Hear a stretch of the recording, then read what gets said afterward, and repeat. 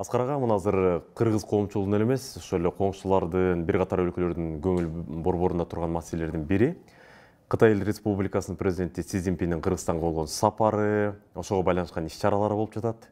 Ал тургай англис тилдүү басылмаларда бул жөнүндө жазган экен Учкай. Алгач эле сөздү ушундан баштасак, мына сиз абдан жакшы билген тармак бул Кыргыз-Кытай соода-саттык алакасы. Кыргыз-Кытай соода алакасынын бүгүнкү абалын, динамикасын сиз кандай деп мүнөздөйт элеңиз? Эми бүгүнкү бизде Бишкекте башталып аткан ШОСтун жыйыны бул өтө чоң маанилүү окуя Кыргызстан үчүн. Азыр дүйнөдөгү баягы чоң өзгөрүүлөр болуп аткан кезде айрыкча мурекил экономиканын өсүшүнүн, соода саттыктын алакасынын баягы чоң өзгөрүүлөр болуп атканын сезип атабыз. Анткени Кытай дүйнөдөгү экинчи экономика, Америкадан кийинки да.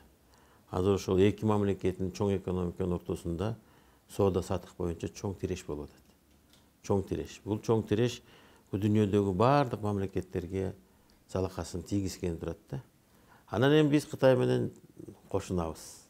1,5 миллиард эл менен мынакей 6 миллион кичинекей Кыргызстан ошол бир жагынан да чоң жакшы биздин жетишкендиги ушундай экономика менен жанаша болгонубуз. Экинчи жагынан дагы терс жагы нерселери да бар. Бир кезде Кытай Советтер Союзу болуп, Советтер Союзунан кийин мына 1995-97 жылга дейин товарлар Кыргызстандан Советтер Союзунан ташылып турчу тиги Кытайга. Артышка, Кашкарга, Үрүмчүгө барганда биздин товарларды күтүп турушчу да. Анан ушул 90 жылдын аягынан баштап анан кийин Кытай анан кийин аябай дүркүрөп өсө баштады да. Бир кезде биздин мынакей Дордой базарын алганда бир 20% Кытайдын товары болуп, Россияныкы, Эмираттыкы, Турцияныкы, Индияныкы, Пакистандыкы, Ирандыкы болчу болупчу. 20% бир где-то Кытайдыкы болчу. Эми азыр алып келсек, где-то бир 25% эле башка мамлекеттерден болуп калды. Ошо 75-80% бүт жанагы товарлар Кытайдан келип атат да. Кытайдан келип эми буга биз чоң мамлекеттер ушу Кытайдын экономикасына, Кытайдын производствосуна туруштук бере албай калышты. Туруштук бере албай.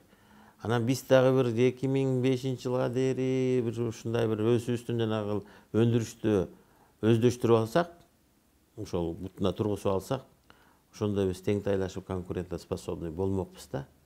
Биз ал убакытты өткөрүп ийдик.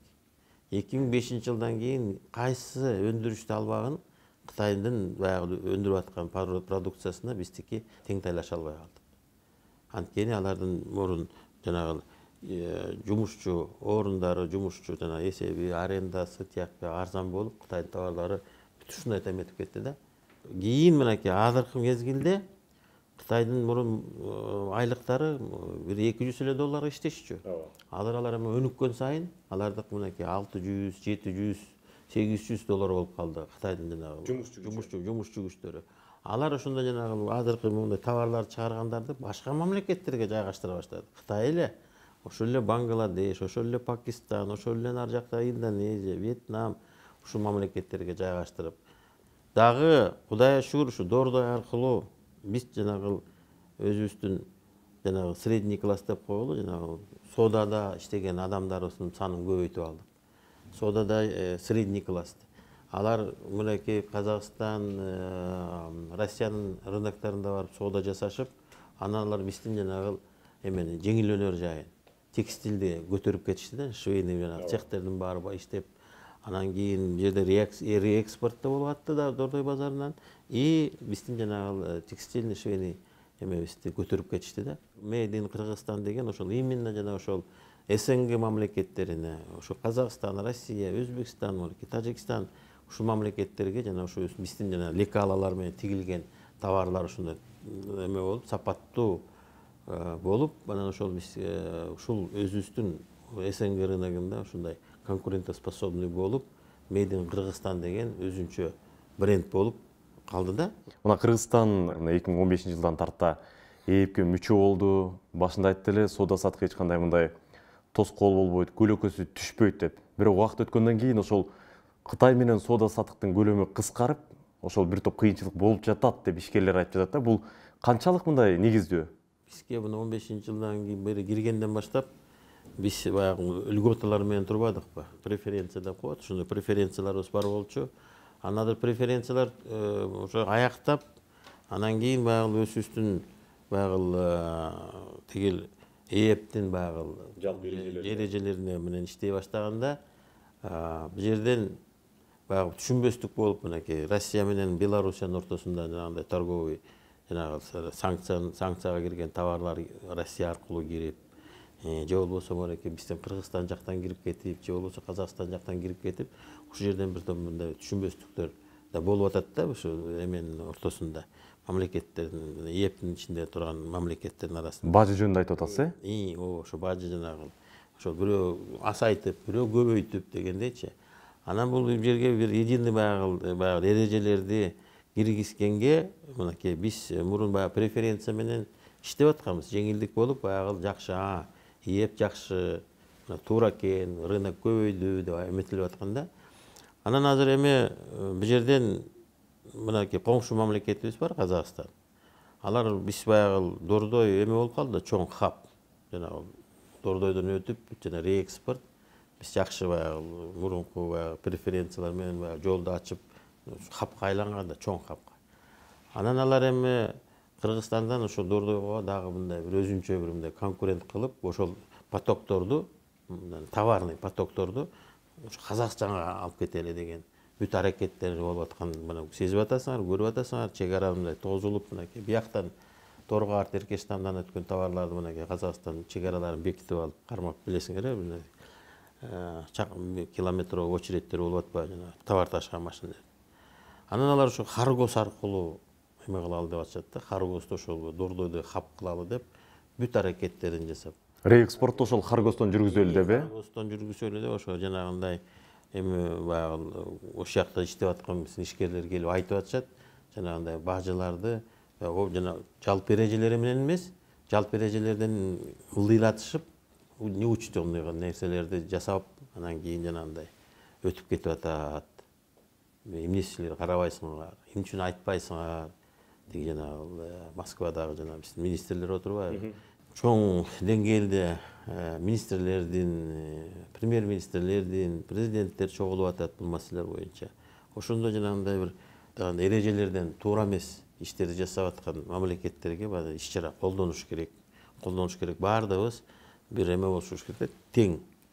Тилер жанагындай өзүнүн границасынан арзандатып киргизип ийип, биздикин жанагындай границаны тосуп атканда бул жерден чоң проблемалар чыгат. Мына сиз бул ишти абдан ийне жибине чейин билесиз да, дордой бир оорусунуну башынан өткөрдү, күжүлдөп жүрүп аткан соода мындай кескин солгундай түштү деген дагы мындай ойлор айтылып келди бир учурда.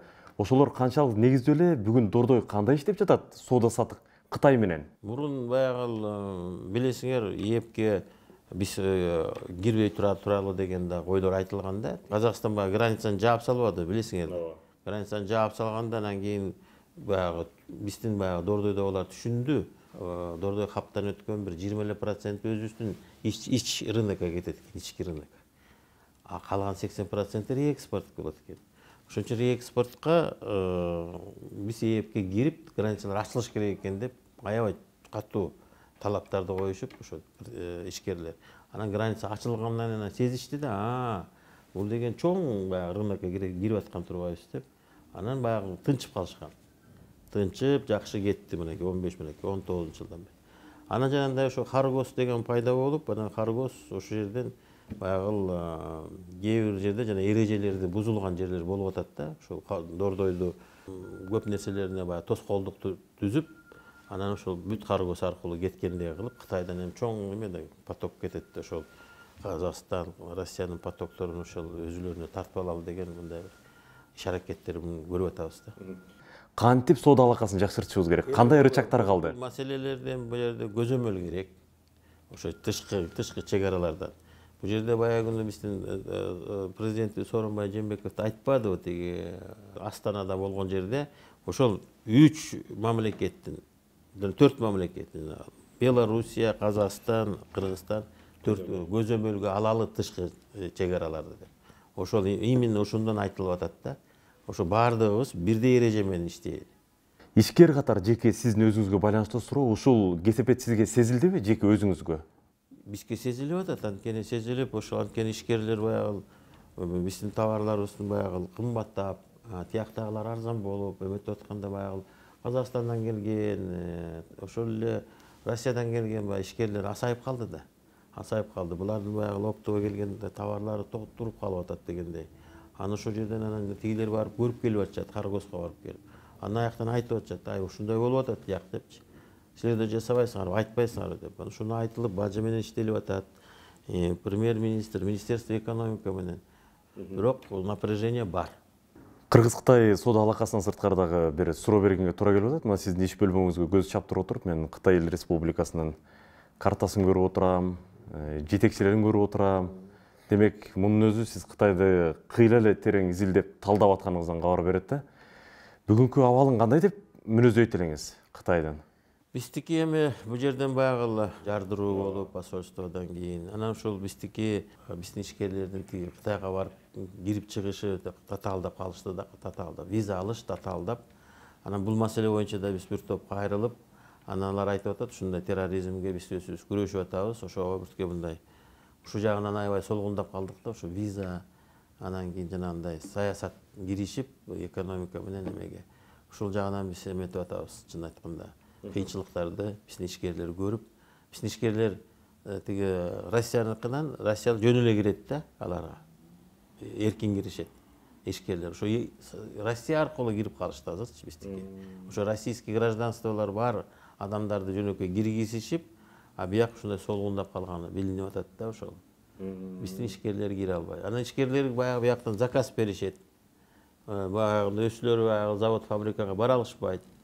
Анан кийин сүрөт менен келет, сүрөт менен жиберилген жердеги товарлар баягы бирөөнү заказ берсе, башка бир заказдар келгенде анан кийин ошол жерден келишпестиктер, анан тааныштар башталат.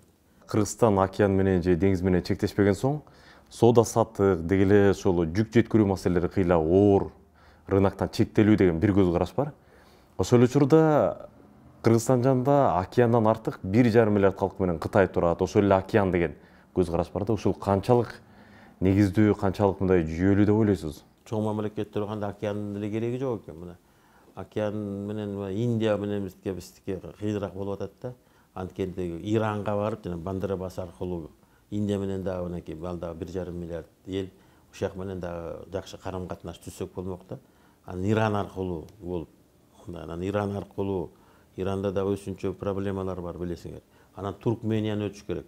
Туркмения дагы аябай бир бизге мындай өзүнчө мындай изолированный мамлекет болуп атпайбы. Анан ошол эки мамлекет, анан азыр мынакей Өзбекстан жакшы ачылды границалары. Анда Узбекистан мурун дагы. Ошондо Туркмения, Өзбекстан аркылуу келип ошол бирге кыйынчылыктар бар болчу да. Азыр океан аркылуу десек ошолар. Анан кийин Петербург аркылуу дагы баягы Америкадан келгендер Петербург аркылуу же болбосо тиги Кара деңиз аркылуу тиги ушундай алакалар. А бирок андай деңиз океандын деле кереги жок экен. Биздики мынакей мына Дордой базары өзүнчө мындай сухопутный порт болбоду. Сухопутный порт хаб. Мына азыр дүйнөдө соода саттыктын такыр башка бир жаңы түрү, жаңы тенденциясы башталды. Тагыраак айтканда, электрондук соода. Дөшалар ошол эле Alibaba, Express жана башка деген сыяктуу. Amazon. Сиз ушуну мындай ишкер катары өзүңүз кантип талдап, кандай деп баа берип атасыз? Келечеги кандай? Эми бул деген биз мындан эч качан качып кутула албайбыз же болбосо жок болбойт бул деген. Биз башкача эскиче иштей беребиз дегенден биз алыс болушубуз керек. Азыркы ошо жаңы технологиялар менен биз дагы ошого биз дагы өтүшүбүз керек. Ошон үчүн баардык биз ишкерлерге да айтып атабыз. Мына бул ушул заман келет. Бул доор келди. Эми ушул доорго биз дагы баягы эме болушубуз керек, ыкташыбыз керек. Ушул доор менен иштешибиз керек деп, анан онлайн менен кетти. Где-то азыр бир 20% ошо соода саттык азыр ушу онлайн менен кете баштады. Анан жылдан жылга мынакей ушул көбөйө баштайт мунун эмесичи? Көлөмү көбөйө баштайт. Анан биз дагы ошо Дордойго ушундай онлайн платформа түзүп баштап атабыз. Антпесе жок дегенде мына Бишкекке, өзүбүздүн Кыргызстаныбызга ошол жанагы Дордойдон товарларды көрсөтүп, анан кийин жеткирип бергенге. Азыр баягы үйдөгүлөр баягы компьютер менен иштеп эле эшикке чыкпай калган заманга баратпайбызбы?